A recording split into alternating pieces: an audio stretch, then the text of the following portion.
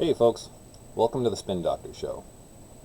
Since the all-seeing algorithm has selected me as your spin doctor for the moment, you must be seeking good faith remedies for the maladies that plague our twisted world. I hope to provide just that.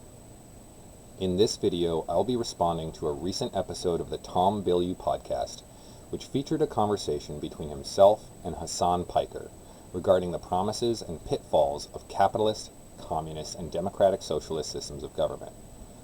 I will summarize their perspectives as I understand them, and provide a rebuttal in the form of an alternative to both of their positions. Spoiler alert, it's democracy. I will also demonstrate how this argument can be used to address claims that they make, yet fail to suggest any practical solutions for. My thanks to Tom and Hasan for sharing their dynamic and civil conversation, and to anyone watching this for being a part of it. Let's dive in. Bilyeu and Piker begin by listing socioeconomic issues that plague America and much of the world today. Reaching from fiat banking to globalization and overregulation, their dynamic shifts between critiquing special examples of capitalist, socialist, and communist interventions in markets, and expressing their opinions about the efficacy and repeatability of those approaches. I leave it to historians and economists to verify the veracity of their historical statements, but for the purpose of this video, I'll be taking them at their word and assuming that they are arguing in good faith. For my part, I have no intent on misrepresenting anyone, though I will be paraphrasing for the sake of brevity. I will also do my best to strongman their arguments, as my only interest here is in seeing the best possible solutions come into practice. Let's first consider their respective proposed systems for resolving such issues. Tom states that people should be able to save money securely from inflation, own a home or other assets, earn a living wage, and have economic mobility, which I think most people would agree with.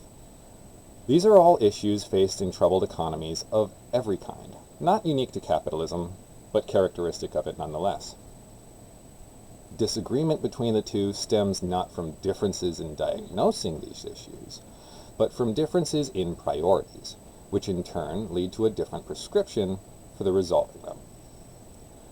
Here, Tom takes the position of the capitalist, and Hasan the democratic socialist. I guess we should review these before proceeding. Capitalism is a system based on two principles. First, that the businesses be privately owned, and the second, that they should run for profit. Taken together, these principles incentivize money to move away from labor, which in excess creates numerous widespread social and economic problems. Democratic socialists attempt to resolve these problems by adjusting the second principle of capitalism, saying that businesses should run for the benefit of the collective, specifically through government action.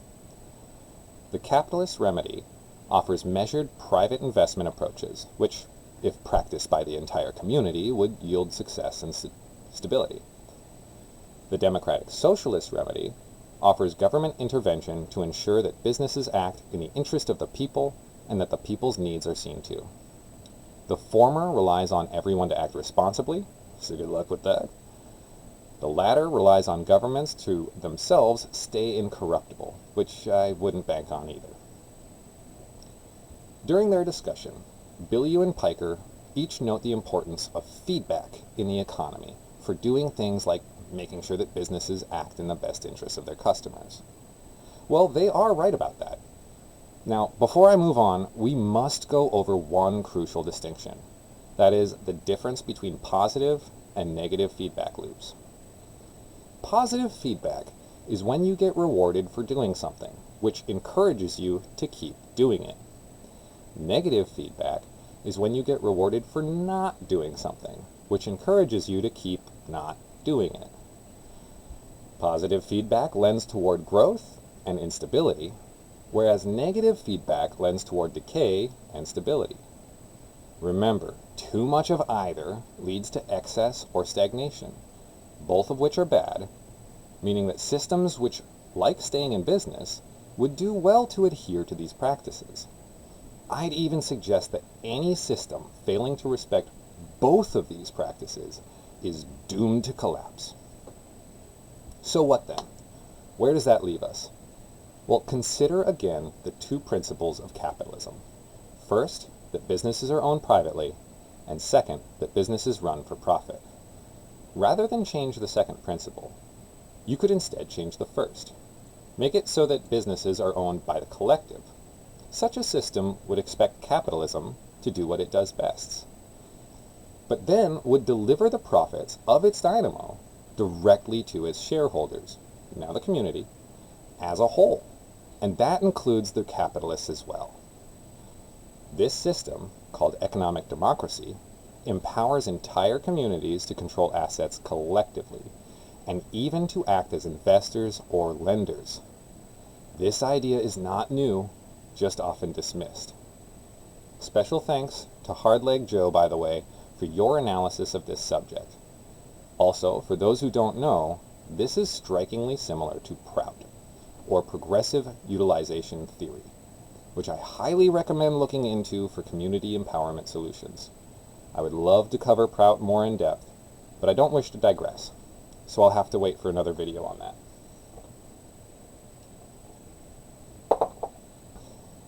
But spin, I hear you ask.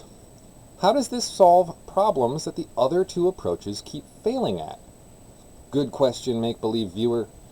Try to think of communities like banks, which have the options to invest in capitalist businesses to facilitate growth, collective cooperatives for stability, and socialized utilities out of necessity. In this way, investments that hold public interest act as positive feedback mechanisms, while losing public support constitutes a negative feedback mechanism. To see how this would work in practice, let's consider those claims I hinted at earlier. Claim number 1. Capitalism privatizes gains and socializes losses. In economic democracies, gains would be socialized and losses would be contained to those businesses that fail. The cost of failure to the lenders, the community, was assumed upon the initial investment of the loan, just like any bank would have done. Fiat banking causes unwise lending. Claim number 2. Communities, as lenders, would be highly motivated to make shrewd decisions. If you're thinking of credit unions, good job connecting the concepts.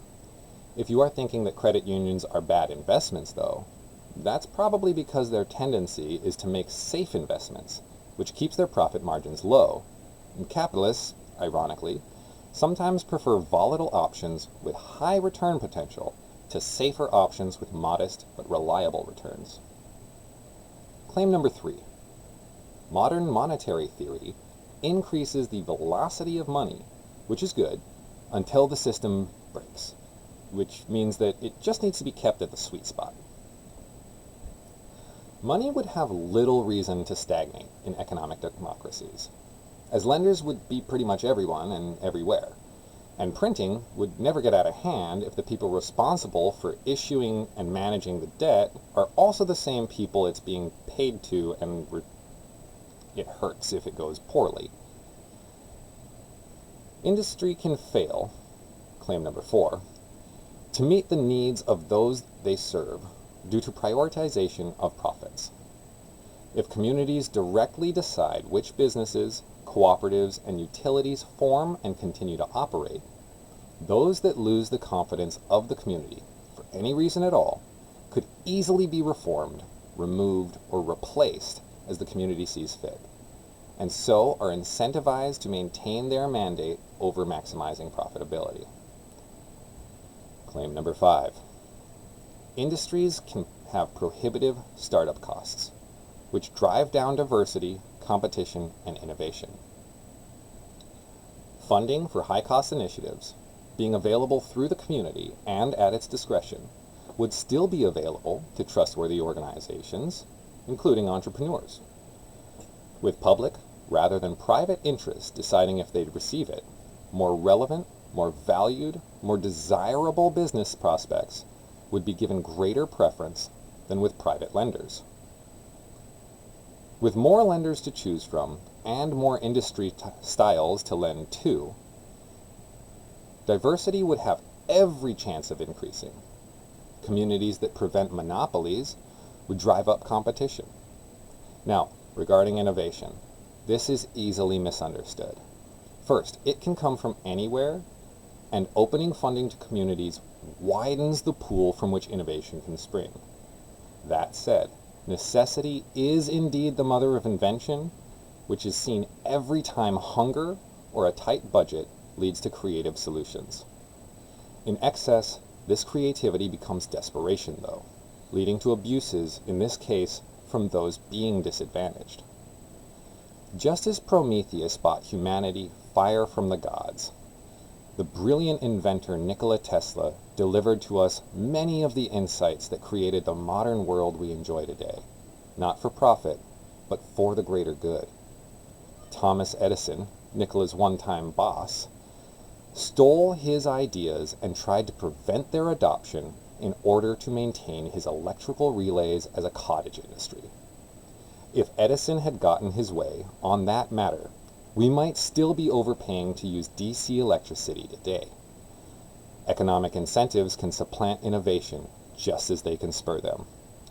I will give Tom this one, though. Nobody's ideas are going very far without some go-go juice.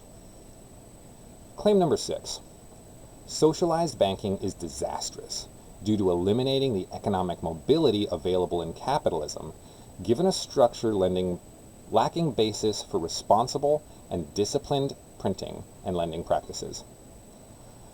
When communities are lenders, lending decisions will inherently remain in the community interest. And given that their members, the community, are beneficiaries, they would become more empowered over time toward economic mobility. I'll come back to money printing when I cover claim number 10. Claim number 7. Globalization reduces the political representation of labor. Labor, which is basically the people in a community, would have direct power over which businesses, cooperatives, and utilities can operate around them.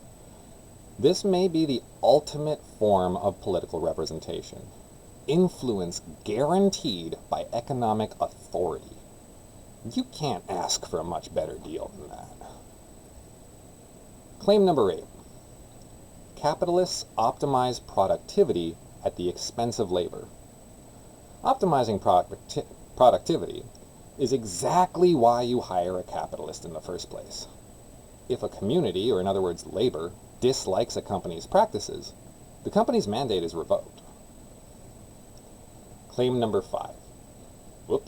9. There is a difference between wealth and income. Wealth are assets, meaning potential for income. Yes, wealth are assets, which is why the most sensible way to foster the creation of wealth and keep it within communities is to put those assets into community hands. Kinda duh, right? Claim number 10. The value of a company, which is based in its assets and sometimes organized as stocks, increases with public perception, sometimes tied to innovation and also with the printing of money, causing the company's assets to appreciate. Well, if printing money raises the value of assets relative to money, then printing money in an economic democracy would still dilute the purchasing power of money and in turn increase the value of assets. However, since the community owns the assets, it is the value of their asset pool that increases relative to money. I think that sounds kind of good. The main reason to avoid money printing, then, would still be to keep liquid purchasing power high, meaning keeping investment ability high, but that would have a greater effect on those whose value is concentrated disproportionately in money, just like it does now. Except now, that would just be businesses. Inflation then becomes a way for communities to tax businesses, no longer a means for the ultra-wealthy to leverage the value of commodities against the autonomy of the poor. Claim number 11. Politics launched and killed NASA, but expensive and worthy projects like that, or the internet, should both be funded and left under government control. Anything that communities decide to fund, which constitutes such an endeavor as to necessitate the scale of a state program, would become as a utility, operating as long as it maintains public approval. This includes everything from NASA to the internet to water treatment. Claim number 12. Public land ownership counters homelessness, and public housing makes homes available and affordable. Communities would be able to solve housing through the business sector, through cooperatives, or through state projects at their own discretion. With the most successful ideas being poached, adapted, and adopted by sensible communities, essentially crowdsourcing the R&D on what works best. Claim number 13. People have to know that they are in the economy, because the only way to build an economy of capitalistic principles is to make sure that everybody's in on it. The best way to do this is to develop more ubiquitous asset ownership. Tom later adds, when praising China, "You push the decision-making down to the regional control element. You let all the profit be incentivized, and they will loan out to the people that are going to be successful." And then later, China did capitalism with communist elements, and they have pulled more people out of poverty faster than anyone else in history. And anybody that sort of brushes that off and says that's not a functioning system, I think is a fool, says Tom. He states this overall point very well. He pretty much makes my entire case for me here. And Tom, if you're listening, I urge you to consider your own advice a bit more and realize that capitalism needs to have fundamental, not just circumstantial safeguards in place. Just let those communities own the assets, and among other boons, everyone becomes in on it. Watch what happens then to civic buy-in and responsibility in fiduciary allocation. Actually, Hasan also pretty much makes the same case as me regarding claim number 4. At the same point, by speaking about how the abuse of the many at the hands of the few can be prevented through an unlimited, transparent, democratic process that is constantly measuring efficiency and which employs a swift mechanism of replacement when businesses fall short of public approval. You are both already so much closer to clarity on this matter than most. You're almost there. Don't let your biases cloud your judgment. Claim number 14. Overregulation prevents industries from responding to demand.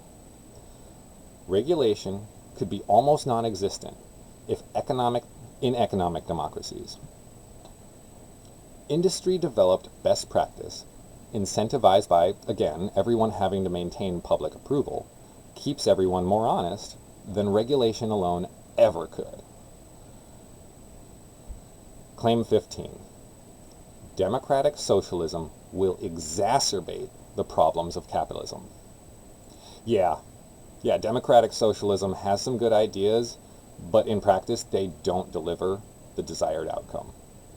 You see, while unchecked capitalists can lead to excess, unchecked state control prevents sound investment, which limits the ability to invest with real autonomy, and in turn limits economic mobility. The same cannot be said, however, for economic democracy, which offers the means for communities to have meaningful and lasting autonomy, both building and retaining wealth. Well, I believe I addressed most of the concerns that were brought up, but sorry if I missed your favorite. Also, I really hope you don't consider politics, economics, and morality to be at all separate subjects, because they are intrinsically bound, regardless of what form of compartmentalization you use when thinking about them. In case you do ignore the implications and natural consequences of denying their interconnectedness, though, I will note that my arguments lead to more stability and net prosperity for everyone, but relies on purely scientific and economic reasoning, not emotion. In summary, the diagnosis is that because they ignore the fundamental need for negative feedback, both capitalist and democratic socialist systems regularly fail to adequately represent the interests of the communities they draw from, to meet the needs of those they serve, and to ensure the existence of a stable, let alone a vibrant, economy without resorting to abuses against the public.